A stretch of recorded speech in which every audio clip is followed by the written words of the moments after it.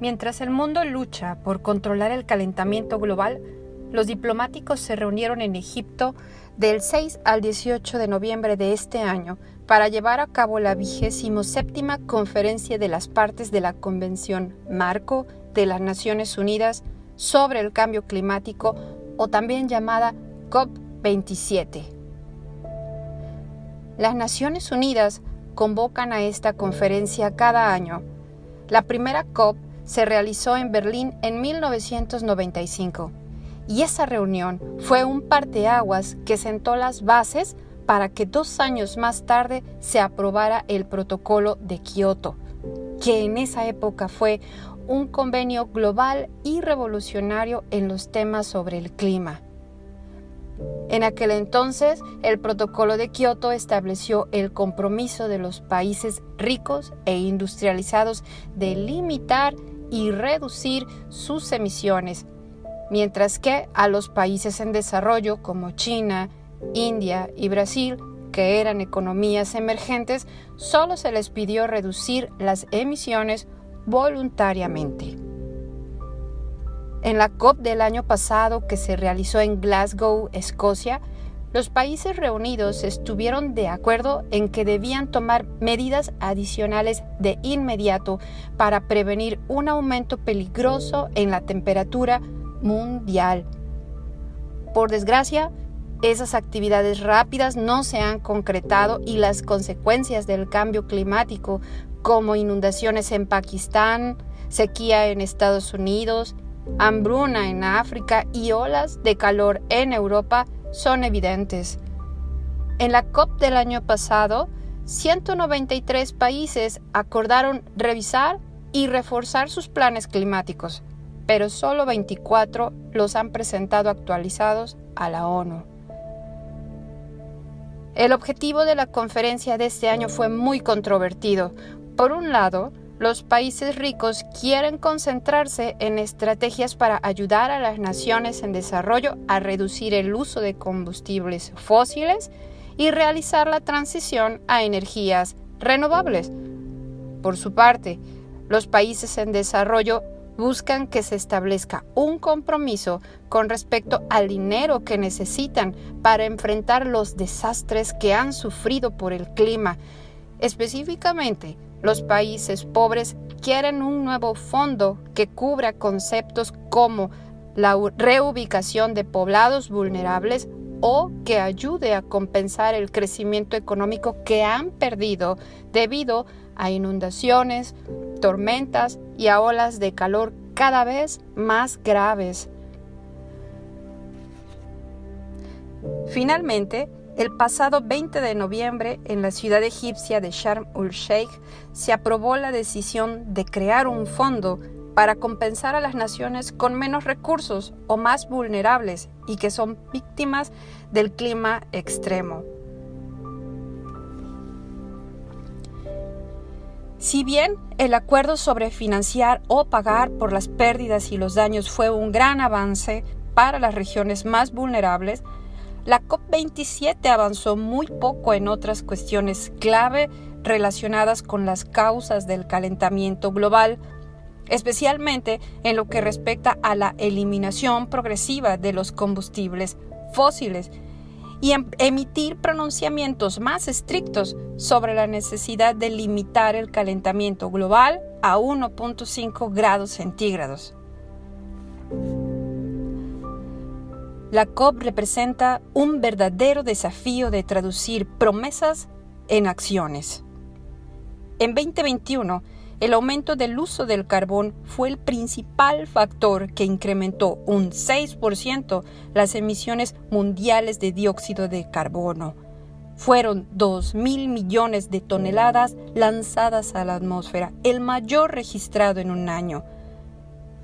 El año pasado, las emisiones mundiales de dióxido de carbono sumaron 36.300 millones de toneladas, su nivel más alto de la historia.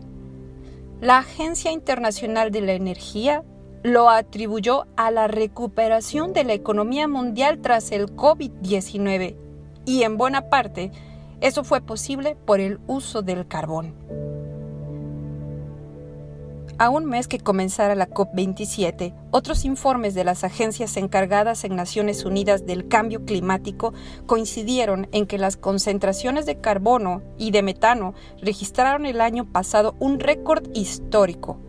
La Secretaría de la Convención Marco sobre el Cambio Climático de la ONU indica que los esfuerzos actuales de los países son insuficientes para limitar el aumento de la temperatura global a 1.5 grados centígrados para fines del siglo. En 2015, a eso se comprometieron en París 193 naciones, pero como esa meta no se ha logrado cumplir, la ONU alerta que la temperatura media del planeta puede llegar a ser de 2.5 grados centígrados más a fines de siglo, con lo cual las consecuencias serían catastróficas para toda la Tierra. En su informe reciente, la ONU advierte que para enfrentar el calentamiento global era necesario reducir las emisiones de CO2 43% para 2030, en comparación con los niveles de 2010. Sin embargo, ahora se tiene un aumento de 10.6%, por lo que estamos lejos de bajar las emisiones en tal cantidad para que se cumpla la meta de los 1.5 grados centígrados fijada en París. Nuestro planeta sigue en la sala de urgencias.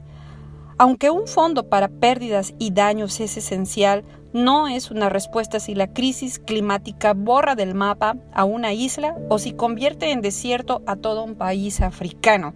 Es necesario un pacto de solidaridad climática en el que todos los países hagan un esfuerzo adicional para reducir las emisiones en esta década, de acuerdo con el objetivo de mantener el calentamiento en los 1.5 grados. Hablando de México, desde inicios del siglo XX, la temperatura anual promedio para nuestro país ha aumentado alrededor de 1.7 grados centígrados. Sin embargo, este aumento no ha sido homogéneo en todo el país. Hay zonas con mayores temperaturas respecto a otras. La manera en que llueve ha cambiado también, pues el promedio de la precipitación anual en todo México ha aumentado a una tasa de 2.9 milímetros por mes por siglo, desde inicios del siglo XX. Sin embargo, el número de lluvias significativas es menor y hay mayor número de días secos.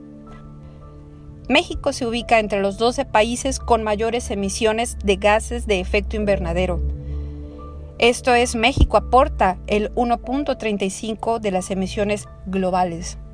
Para esta COP27, la opinión generalizada es que el trabajo que ha realizado México ha sido insuficiente para contribuir a la contención del calentamiento global.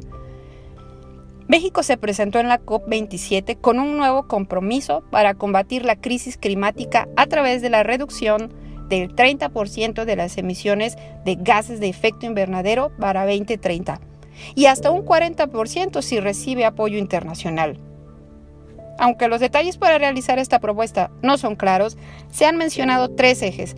El primero implica las soluciones basadas en la naturaleza, esto es, a través de programas de reforestación y de la conservación de áreas naturales protegidas y de la estrategia de carbono azul. Por otro lado está el transporte bajo en carbono mediante la estrategia de electromovilidad, que busca que el 50% de los vehículos ligeros nuevos vendidos en 2030. Y finalmente, la regulación y el fomento industrial a través de centrales eólicas y de la modernización de hidroeléctricas. Además de otras acciones como el desarrollo de una cadena de litio y del transporte ferroviario, reducirán en total 88.9 millones de toneladas de dióxido de carbono para 2030. El cambio climático es un problema sistémico que impacta a todas las áreas y a todos los sectores. El cambio climático no se va a resolver solo por la ciencia. El cambio climático necesita política, necesita economía y a la gente participando. Necesita cambio de costumbres y de hábitos, de producción y de consumo. Todos tenemos un papel que desempeñar en la lucha contra el cambio climático. ¿Qué puedes hacer para ayudar a afrontarlo? Habla con otros acerca del cambio climático, plantea estos temas en la mesa con tus amigos y familiares. Comparte tu opinión en tus canales sociales para que otros sepan lo que pueden hacer también y únete a las conversaciones globales. Actúa, alza tu voz para que se tomen medidas a favor del clima ahora en todos los niveles de gobierno. Busca información y opiniones oportunas sobre los mayores retos a los que se enfrentan las personas y el planeta. Aprende y comparte el conocimiento.